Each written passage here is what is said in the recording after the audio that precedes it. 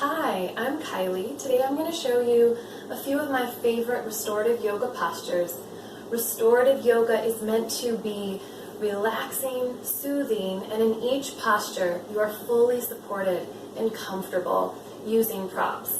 So a few of the props that you might use or need are a yoga blanket, and if you don't have this specific type of blanket at home, that's totally okay. You can use any throw blanket.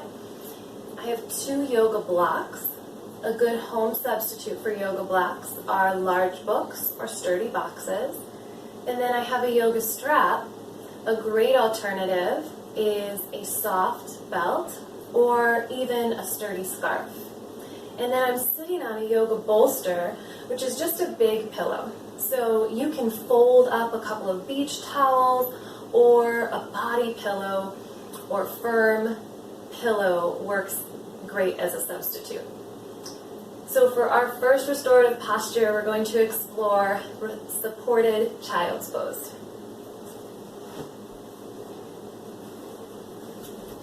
For supported child, take the 2 blocks and place them in the shape of a T in front of you.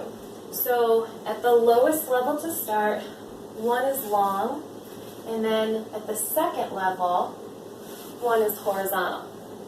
So we're creating a ramp for our bolster. Lay the bolster over the blocks to create a little bit of elevation, which will just bring the bolster up to you in the posture and make it a little bit more comfortable and supportive. So moving to child's pose, take the knees wide, sink the hips towards the heels, and then walk the fingertips forward on either side of the bolster, turning your ear to one side and then sinking in, letting the heart melt into the bolster, closing your eyes. Sometimes I even like to wrap my hands up and around the yoga block, almost like I'm giving it a hug.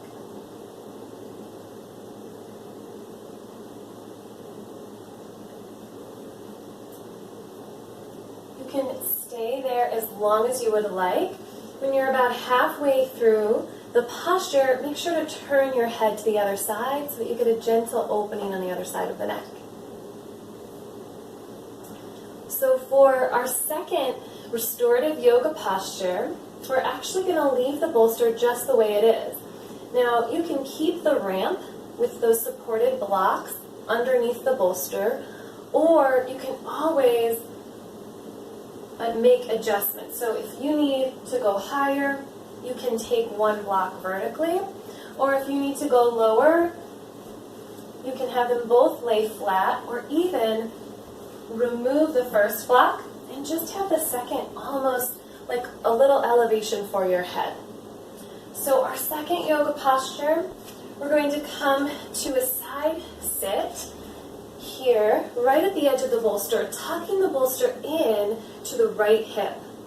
And you can have your legs windmilled here and turning the torso to face the bolster, walking the fingertips forward, turning your gaze to the opposite direction of your knees.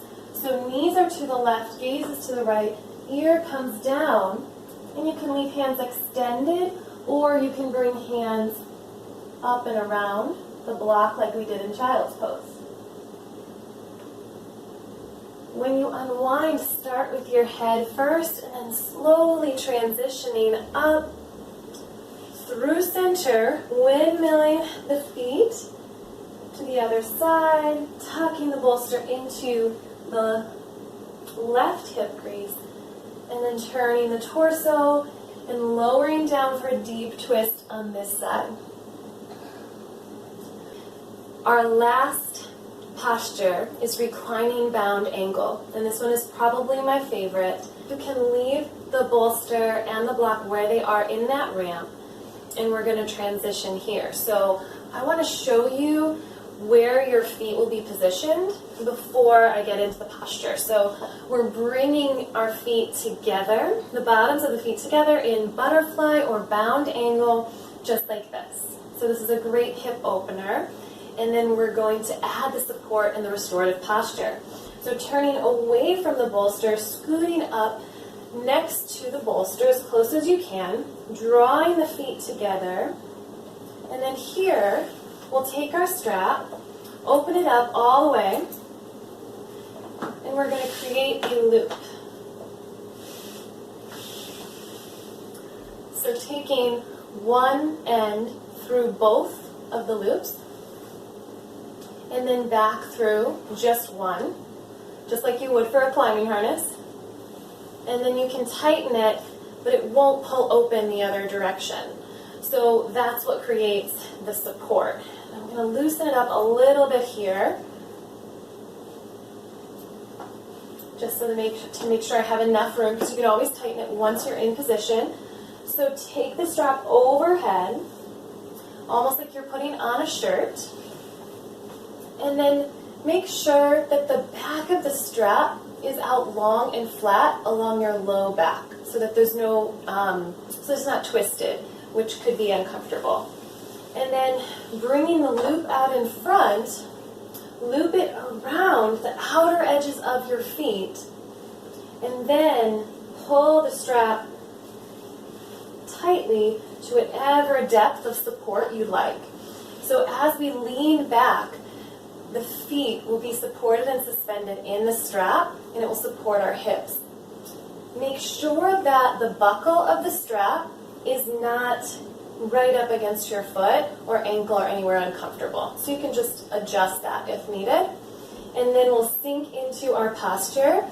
Here, I like to take the blanket and just fold back. And then let your hands come to your sides, palms to face the ceiling, close the eyes. We have a heart opener here, allowing the shoulders to fall open on either side of the bolster, and a hip opener supported by the strap at the waist and ankles for reclining bound angle. This is a great place for an eye pillow and to just spend 5 or 10 minutes sinking in to the benefits of this posture. When you come out of the posture, make sure you tuck your chin and use your fingertips to press up, engaging through the core, protecting the neck. And then release the strap by leaning forward and taking it out, and then up and over.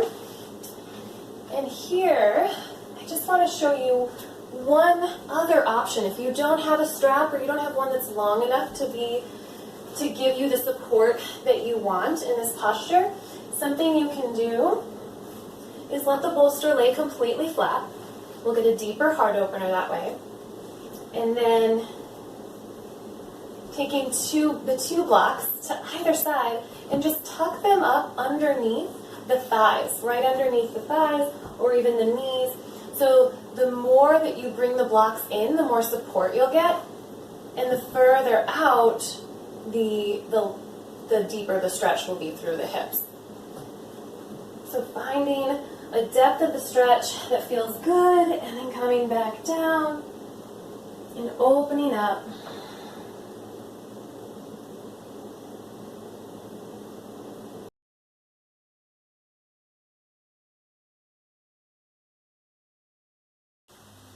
Thank you so much for joining me. Namaste.